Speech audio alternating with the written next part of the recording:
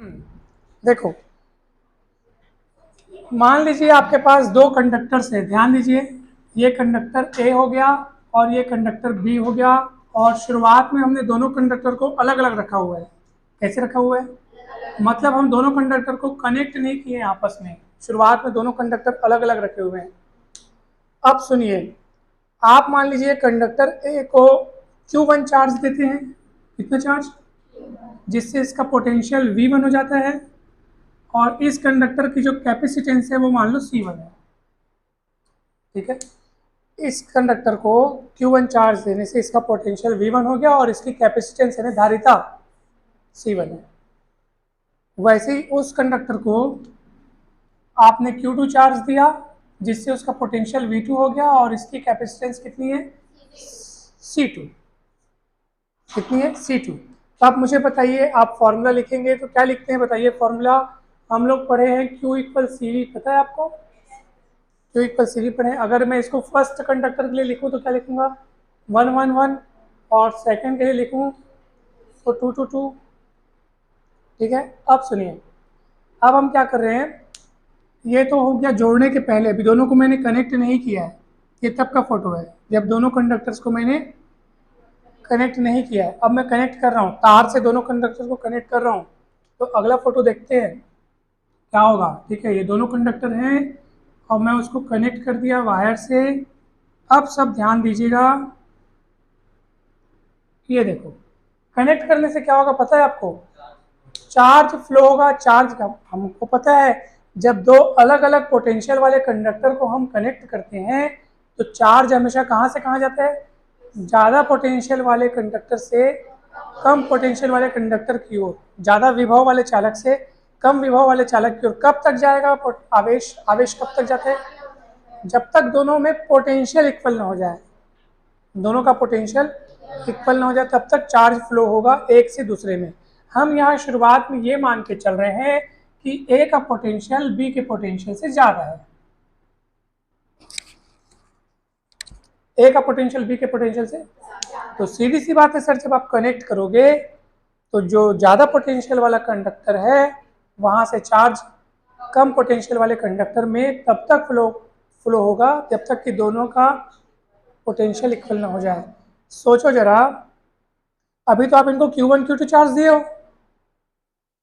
कौन सा चार्ज दिए हो आप? Q1 Q2 चार्ज दिए हो। ठीक है, अब चार्ज जब फ्लो होगा, हम लोग बार बार बोल चुके हैं कि जब तक दोनों का पोटेंशियल इक्वल ना हो जाए, यानी कि कनेक्ट करने के बाद दोनों का पोटेंशियल क्या हो जाएगा? सेम हो जाएगा। अभी V1 V2 था, अभी क्या था? V1 V2 था और फिर VV हो जाएगा। तो इसको हम लोग V को बोलेंगे कॉमन पोटेंशियल। क्या बोलेंगे? जो दोनों में कॉमन हो चुका है, जो सेम हो चुका है।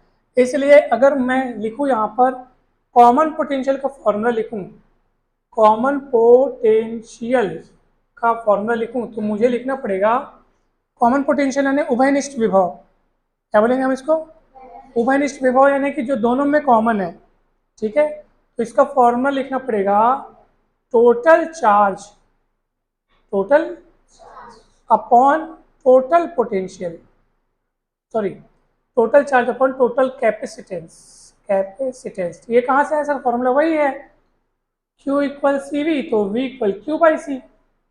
तो ये कॉमन पोटेंशियल हो गया, टोटल चार्ज हो जाएगा और C टोटल कैपेसिटेंस हो जाएगा।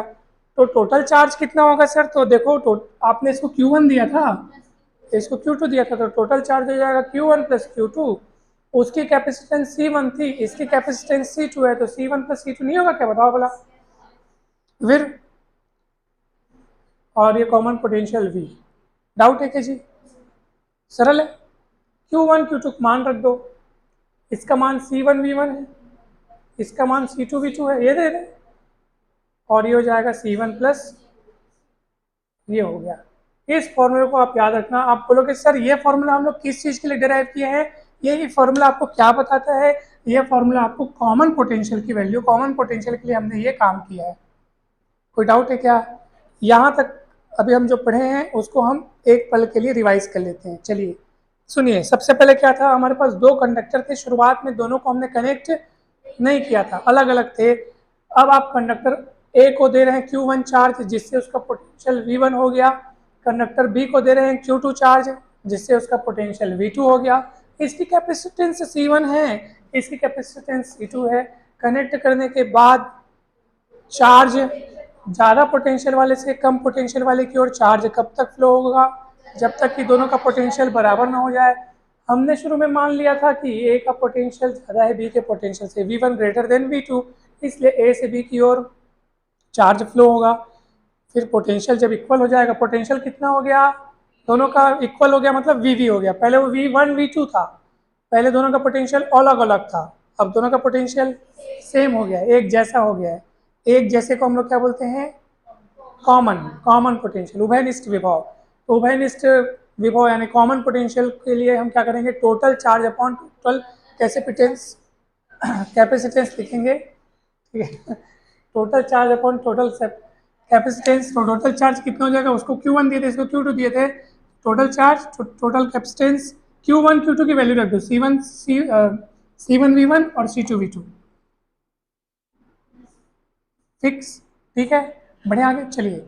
अब सुनिए, अब तुम लोग बोलोगे सर इसको जोड़ने के बाद, मतलब इसको जब ऐड कर देंगे, इसको कनेक्ट कर देंगे तो चार्ज जब फ्लो होने लगेगा इधर से उधर, वैसे क्यों फ्लो हो रहा है चार्ज? कनेक्ट कर दिए वो तो ठीक है, लेकिन चार्ज फ्लो होने का कारण इसलिए है क्योंकि शुरुआत में दोनों का पोटेंशियल अलग अलग था। पोटेंशियल में डिफरेंस होना ही तो चार्ज, तभी तो चार्ज फ्लो होगा ना भाई। दो बर्तनों को कनेक्ट कर देंगे, पानी फ्लो हो रहा है, इसका मतलब क्या है? एक बर्तन से दूसरे बर्तन में पानी जा रहा है, इसका मतलब ये है कि शुरुआत में दोनों का लेवल अलग अलग है। लेवल अलग होना ही तो उसके पानी भेजने के लिए जिम्मेदार होगा, यानी कि एक बर्तन से दूसरे बर्तन में वो वाटर का फ्लो होगा जब दोनों में लेवल अलग अलग होगा। और वो कब तक फ्लो होगा? हाँ, तो शुरुआत में दोनों का पोटेंशियल अलग अलग था, इसलिए चार्जेस फ्लो हुआ ना। नहीं समझ में आया क्या? तो जब चार्ज फ्लो होते जाएगा होते जाएगा होते जाएगा, इसका मतलब इसका चार्ज कम होने लगेगा, उसका चार्ज बढ़ने लगेगा, है ना। तो चार्ज चेंजेस हो जाएंगे। तो जोड़ने के बाद मान लो इसमें चार्ज की मात्रा हो गई Q1, स्मॉल में ले लेता हूँ, और उसमें चार्ज की मात्रा कितनी होगी? क्योंकि चार्ज अब बदलेंगे, बिकॉज चार्ज फ्लो हुआ है इधर से उधर। क्यों फ्लो हुआ है? पोटेंशियल बराबर करने के लिए फ्लो हुआ है। क्यों फ्लो हुआ है? तो जब फ्लो हो जाएगा मतलब उसमें चार्ज चेंज हो जाएगा, कम हो जाएगा थोड़ा सा, इसका चार्ज थोड़ा सा बढ़ जाएगा, तो इसका Q1 Q2 हो गया। कैपेसिटेंस तो C1 C2 रहेगा, क्योंकि वो तो प्रॉपर्टी होती है उनकी, ठीक है। और V पोटेंशियल जो है वो क्या हो जाएगा? बराबर हो जाएगा। अब तुम फॉर्मूला लगाओ, वही वाला फॉर्मूला, यही वाला फॉर्मूला अब इस केसेस में लगाएंगे। तो मैं लिखता हूँ जोड़ने के बाद की बात जो है, अब क्या हो जाएगा बताओ? फॉर्मूला Q1 इक्वल C1V पहले के लिए हुआ, और Q2 इक्वल C2V। तो इन फॉर्मूलों और इन फॉर्मूले में फर्क क्या है? यहाँ हमने V1 V2 नहीं लिखा क्योंकि जोड़ने के बाद पोटेंशियल दोनों का कॉमन हो गया है, और जो कैपिटल Q1 Q2 लिखे थे वो दोनों को जोड़ने से पहले दोनों में चार्जेस की मात्रा थी। मैं क्या बोला समझ में? Q1 Q2 कौन थे? जोड़ने के पहले, दोनों को कनेक्ट करने के पहले चार्जेस की मात्रा थी। जोड़ने के बाद, कनेक्ट करने के बाद चार्ज फ्लो हुआ है एक से दूसरे में, तो दोनों में चार्ज बदलेंगे, एक में बढ़ेगा, हाँ, तो इसलिए बदल के Q1 Q2 हो गए। V को मैंने 1 2 नहीं लिखेंगे, पोटेंशियल पोटेंशियल इक्वल होने के लिए ही तो चार्ज फ्लो हुआ है। नहीं समझ में आया क्या? अब दोनों को डिवाइड करो, तो डिवाइड करने से क्या होगा? बहुत बढ़िया। तो Q1/Q2 कितना हो जाएगा? C1/C2, V कट जाएगा।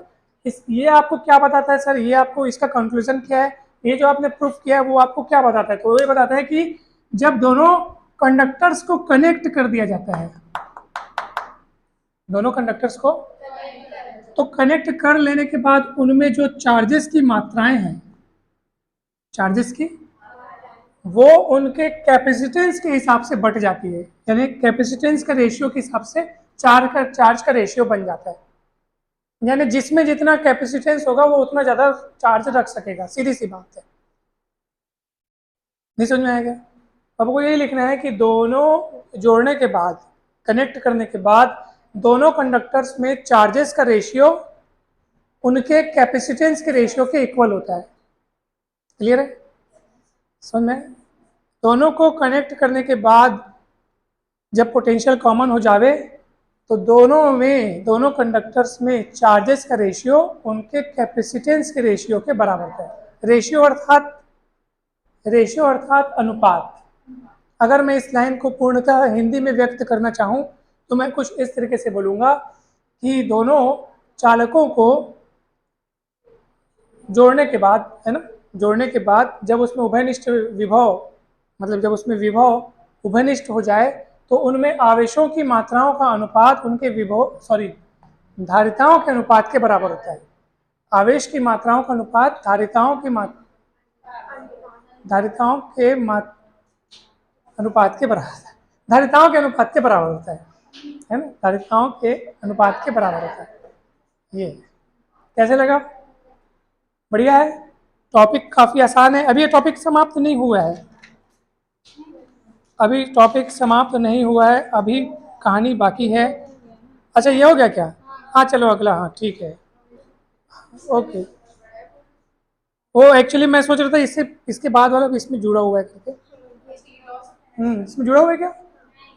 इसमें जुड़ा हुआ है। चलो लॉस ऑफ एनर्जी पढ़ना है हमको।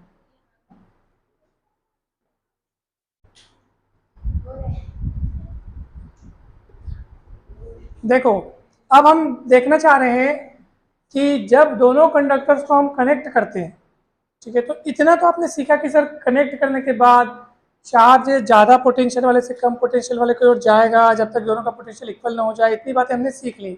अब इसमें एक्स्ट्रा और क्या चीज़ होता है जो अभी तक हमने नहीं सीखा, सीखना बाकी है। तो सुनो, जब हम दोनों कंडक्टर्स को कनेक्ट करते हैं तो कनेक्ट करने के बाद जब चार्ज इधर से उधर जाता है, पोटेंशियल बराबर हो जाता है, इस पूरे प्रोसेस में कुछ न कुछ एनर्जी लॉस भी होता है। कभी वो लाइट के रूप में, कभी चिंगारी के रूप में, किसी न किसी रूप में, कभी हीट के फॉर्म में, किसी न किसी फॉर्म में एनर्जी लॉस होता है। तो एनर्जी लॉस कितना होता है, उसका फॉर्मूला क्या है, अब हम वो निकालने वाले हैं। ठीक है, एनर्जी लॉस का फॉर्मूला निकालेंगे। तो हम देखें आगे, तो हम क्या करेंगे पता है? अब प्रश्न ये उठता है कि सर अब एनर्जी लॉस कैसे कैलकुलेट करेंगे? तो सीधी सी बात है, कितना लॉस हुआ ये कैसे पता चलेगा? तो हम कैसे पता करेंगे बताऊं? दोनों को कनेक्ट करने से पहले दोनों कंडक्टर्स की टोटल एनर्जी कितनी थी वो मैं निकाल लूंगा, और कनेक्ट करने के बाद कितनी एनर्जी है वो निकाल लूंगा। दोनों के, हाँ, कनेक्ट करने के पहले टोटल एनर्जी, फिर माइनस करके देख लूंगा कि कितना डिफरेंस है। तो जितना डिफरेंस होगा वही एक्चुअल में लॉस होगा। करेक्ट? कहानी आगे चालू। चलो अब सुनो, तो मैं इसमें से मिटाऊं किसको? तो मैं एक काम करता हूँ, मैं इसको मिटाता हूँ। इसको मिटा दूँ ना? आप ये फोटो याद रखना हमेशा। इसको मैं इसलिए नहीं मिटा रहा हूँ बिकॉज मेरे को आगे के फॉर्मूले में ना, जब मैं आगे डेरिवेशन बनाऊंगा तो उसमें मेरे को v की वैल्यू की जरूरत पड़ेगी, इस वाली। ठीक है, अब मैं सुनो इसको मिटा रहा हूँ। अपन देखो ये डायग्राम आपको याद भी हो गया होगा। सेम वैसे किस बात का फर्क हुआ है बताओ भला?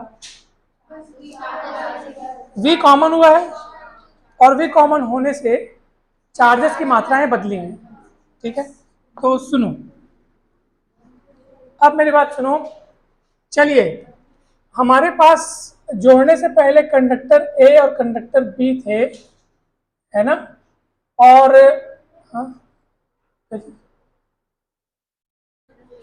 हाँ, और सुनो ना, कंडक्टर ए और बी थे, इसको Q1 चार्ज देने से इसका पोटेंशियल V1 हो गया था, इसकी कैपेसिटेंस है C1। इसको Q2 चार्ज देने से इसका पोटेंशियल V2 हो गया था और इसकी कैपेसिटेंस है C2। चलो बताओ इसकी एनर्जी कितनी होगी? तो एनर्जी का हमने फॉर्मूला कल डिराइव किया था, याद आ रहा है? U is equals to half CV²। याद करो आप। अगर हम उसको पहले वाले के लिए लगाएंगे, पहले कंडक्टर के लिए, तो ही जाएगा हाफ CV²। मगर चूंकि जोड़ने के पहले 1 हम लिखने पड़ेंगे, तो जोड़ने के पहले इसका पोटेंशियल V1 और उसका पोटेंशियल V2, वो तो कॉमन तो जोड़ने के बाद हुआ था ना। नहीं समझ में आया क्या? अच्छा, इसकी एनर्जी कितनी होगी? Half C2V2²। और प्लस कर दिया, इसका मतलब मैंने जोड़ने के पहले टोटल एनर्जी निकाल दी। ये इसकी एनर्जी, ये, और प्लस क्या मतलब? प्लस क्या मतलब जोड़ा है, वेरी गुड। प्लस क्या मतलब मैंने टोटल एनर्जी निकाली है, टोटल एनर्जी निकाली है। जोड़ने के, और इसको मैं इनको U1 बोलता हूँ। तो मैं लिखता हूँ यहाँ पे टोटल, ये क्या है बताऊँ, total energy before connecting, total energy before connecting, दोनों को कनेक्ट करने के पहले एक टोटल एनर्जी। नहीं समझ में आया क्या? अब सुनिए, अब मैं आपको बताना चाह रहा हूँ कि जोड़ने के बाद इसमें चेंजेस क्या क्या होते हैं। फोटो बना देता हूँ छोटा सा, तो बताओ जोड़ने के बाद क्या क्या चेंजेस होते हैं। चार्जेस जो है वो ज़्यादा पोटेंशियल वाले से कम पोटेंशियल वाले की ओर फ्लो होता है जब तक पोटेंशियल बराबर ना हो जाए। यानी पोटेंशियल बराबर हो गया था, V हो गया था, ठीक है, चार्जेस की मात्राएं बदल गई थी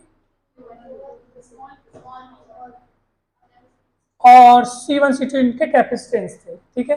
अब सुनो मेरी बात, अब जोड़ने के बाद इसकी एनर्जी कितनी होगी, तो हाफ C1 V²। अब V को V1 नहीं लिखना, क्योंकि हम दोनों को कनेक्ट कर चुके हैं, दोनों को जोड़ चुके हैं, तो जोड़ने पर पोटेंशियल कॉमन हो गया है।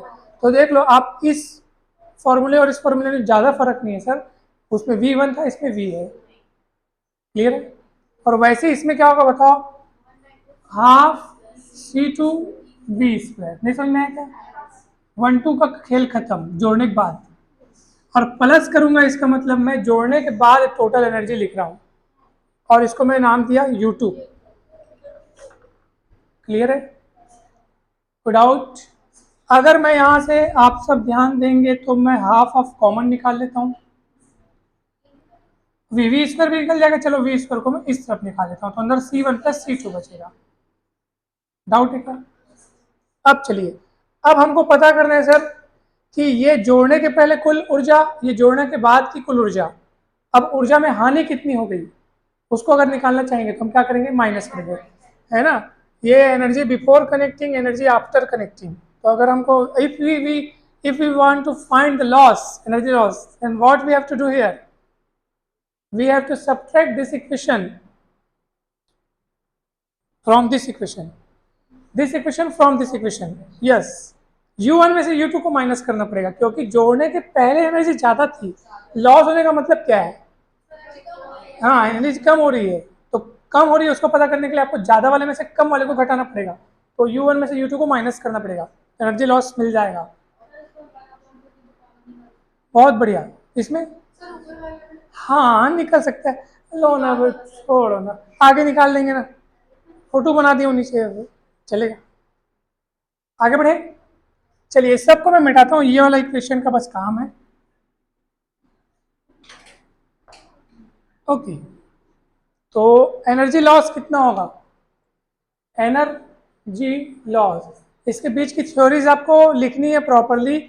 आप उसमें वही बात लिखेंगे कि जब दोनों को जोड़ा जाता है तो इस प्रोसेस में कुछ न कुछ एनर्जी लॉस हो जाती है, जो कभी लाइट, कभी हीट के फॉर्म में, चिंगारी को क्या बोलते हैं अपन, स्पार्क, कभी उस फॉर्म में हो जाती है, ठीक है। अब लेकिन हो जाती है, लेकिन कितनी होती है, तो एनर्जी लॉस डेल्यू, डेल्यू बोलेंगे इसको, और ये मिलेगा हमको U1 माइनस U2 के फॉर्म में, इस फॉर्म में U1 माइनस U2 माइनस करेंगे। अब चलिए सर माइनस करते हैं, daily change in energy, change, बदलाव कितना हुआ है, कैसे पता चलेगा कितना बदलाव हुआ है, जब आप घटाओगे पहले वाले में से बाद वाले को माइनस करोगे तब तो पता चलेगा।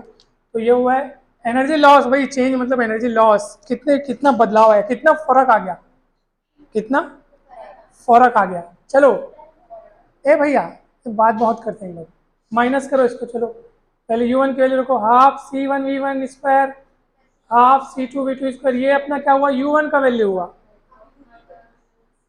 कहाँ गया, हाफ C1+C2V², समझ में। ये V जो है ना वो कॉमन पोटेंशियल था जिसकी वैल्यू अपन ने फाइंड करी थी, याद है। अब इस V की वैल्यू को यहाँ रखने जा रहे हैं, रखें, ये देखो V क्या था, विमांशी V क्या है, V for common potential, very good. तो अब कॉमन पोटेंशियल की वैल्यू यहाँ पे हम लोग रखेंगे, चलिए रखते हैं, ध्यान दीजिएगा। अब ये हो जाएगा आपके पास del U equal half C1V1 square half C2V2 square, अब इसको मिटाता हूँ, और minus half C1 plus C2, फिर वो C1V1 C2V2 upon C1 plus C2, तो होल स्क्वायर मतलब अलग अलग स्क्वायर। भाई होल स्क्वायर करेंगे तो आखिर अलग अलग में एक साथ कर दिया ना, अगले लाइन में करना था मेरे को, अलग अलग एक साथ कर दिया। एक्स बाई वाई का होल स्क्वायर बोलो, चाहे x square by y square बोलो, है नहीं भाई। फिर चलो, और ये आप इसको ऐसे करके ना ऐसे करके लिख देना कारण पर, हम लोग रखते हैं वैल्यू तो लिखते हैं ना, ए एकदम एग्जैक्ट जगह पे आके फिट हो गया ये, तो ये ऐसे करके कारण करके लिख देना, क्योंकि हमने कॉमन पोटेंशियल की वैल्यू इतनी डिराइव करी थी करके, आपने जो रख दिया, अब इसको आप सॉल्व करेंगे। तो अब देखो ध्यान से, ये C1 प्लस C2 लिखा है, और यहाँ C1 प्लस C2 का होल स्क्वायर है, तो एक एक पावर कट जाएगा, हाफ हाफ हाफ आप एक साथ कॉमन निकाल सकते हो आप, तीनों में से हाफ हाफ हाफ कॉमन। चलिए अब देखो कैलकुलेशन बहुत आसान है, थोड़ा सा, हाँ क्या हो गया, हो गया कर लिया, वेरी गुड, बहुत इजी है, सीधा सीधा तो चल रहा है, इधर से फिर इधर आया, अब इधर चल रहा है, होशियारी से देखना, तो ये डेली हुआ। चलो अब क्या होगा, हाफ हाफ कॉमन निकल रहा है, अब अंदर में देखो क्या होगा, हाफ हाफ हाफ कॉमन, और अंदर वाले का एलसीएम आएगा, कितना आएगा, बस होल स्क्वायर नहीं आएगा, क्यों, एक एक ठोक कट गया है, तो एक ठोक बचेगा, और आपको पता है जो एक ठोक बचेगा एलसीएम निकालने के बाद वो इधर क्रॉस मल्टीप्लाई हो जाए, करो क्रॉस मल्टीप्लाई, C1V1 स्क्वायर के बाजू में भी C1 प्लस C2 आएगा, ये उधर से आएगा ना क्रॉस मल्टीप्लाई होके, प्लस C2V2 स्क्वायर के बगल में भी C1 प्लस C2 आएगा, नहीं समझ में आया क्या, और फिर जो बचेगा, ये कट चुका है, केवल यही बचेगा, C1V1 प्लस C2V2, डाउट है क्या, ठीक है, अब चलो गुना करो, half C1 square V1 square C1 C2 V1 square, समझ में आया नहीं, देख C1 square V1 square C1 C2 V1 square, फिर क्या होगा, C1 C2 क्या 1 2 का क्रम बने रहना चाहिए, इसलिए मैं इसको पहले लिख दिया, C1 C2 V2 square, V2 है बाबू है, plus C2 square V2 square भी आएगा, समझ में आया ना, C2 स्क्वायर V2 स्क्वायर। अब सुनो, a प्लस बी स्क्वायर का फॉर्मूला लगेगा, A square plus B square plus 2ab, A square plus B square plus, लेकिन इस माइनस की खातिर वो सब के सब नेगेटिव हो जाएंगे, तो क्या हो जाएगा, ए स्क्वायर मतलब C1 स्क्वायर V1 ए का स्क्वायर हुआ, फिर प्लस बी का स्क्वायर आता है, लेकिन इस माइनस के कारण वो माइनस हो गया, ये बी का स्क्वायर मतलब C2 स्क्वायर V2 स्क्वायर, फिर क्या आता है माइनस 2ab मतलब 2ab, जिसमें मैं को ऐसे लिख देता हूँ C1 C2 V1 V2, आगे पीछे करके लिख दिया मैं, मेरे को लिखना था 2C1 V1 फिर C2 लिखना था, तो मैं CC एक साथ VV एक साथ चल जाएगा। चलो अपाउंड कौन है, अपाउंड C1 प्लस C2,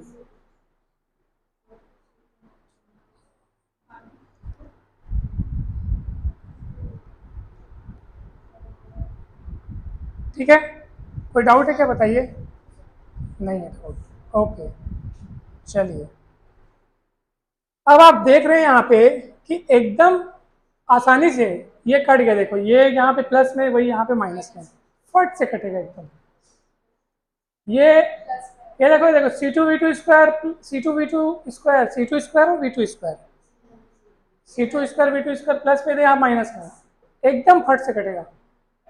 उसके बाद जो चीजें बच गई, ये चीज बची, ये चीज बची, ये चीज बची, तीनों में C1 C2 है, जिसको मैं कॉमन ले लूंगा, तो अगली लाइन में क्या होगा देखो, हाफ C1 C2 मैंने ले लिया कॉमन, अंदर बचेगा V1 square plus V2 square minus 2, C1 C2 common ले लिया हूं मैं, क्या बचेगा V1 V2 बचेगा, समझ में आया?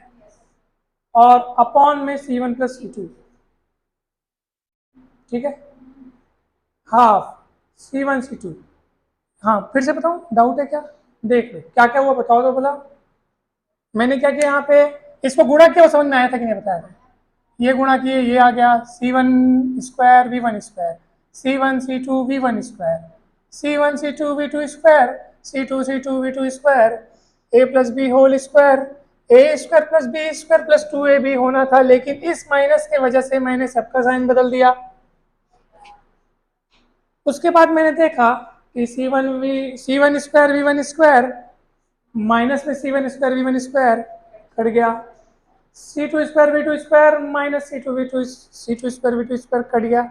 अब जो चीजें बची हैं उसमें से C1 क्या लिखे, हाँ हाँ देखो, तो जो चीजें बची हैं उसमें C1 C2 सब में कॉमन है, तो मैं कॉमन ले लिया, और अंदर क्या बचेगा बताओ, V1 स्क्वायर बचेगा, V2 स्क्वायर बचेगा, और यहाँ माइनस 2V1 V2 बचेगा।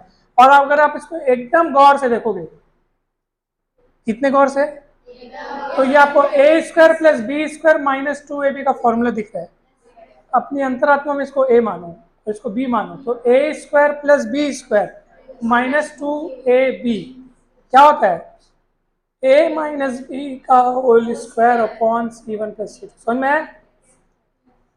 ये आपका एनर्जी लॉस के लिए फॉर्मूला है। अब सुनो मेरी बात सब ध्यान से, क्योंकि मैं बता रहा हूँ कुछ और अच्छी सी बातें। देखो, अगर मान लो V1 बड़ा है, V1 क्या है और V2 क्या है, तो बड़े में से छोटे को माइनस करते हैं तो प्लस आता है आंसर, ठीक है, और प्लस का स्क्वायर प्लस ही आएगा। मगर अगर मान लो कि V1 छोटा है, V1 और V2 बड़ा है, तो छोटे में से बड़े को माइनस करते हैं तो, लेकिन स्क्वायर होने के नाते वो प्लस ही हो जाएगा, क्योंकि माइनस वाली क्वांटिटी का स्क्वायर करने पर। इसका मतलब हमने क्या सीखा कि चाहे V1 बड़ा हो चाहे V2 बड़ा हो, कुल मिला के ये पूरी राशि हमेशा प्लस ही रहेगी स्क्वायर होने। इसका मतलब क्या है कि एनर्जी लॉस होता है, ये हमारा आंसर प्लस में, इसका मतलब एनर्जी लॉस होता ही है, इतना आप तय करके मान लो।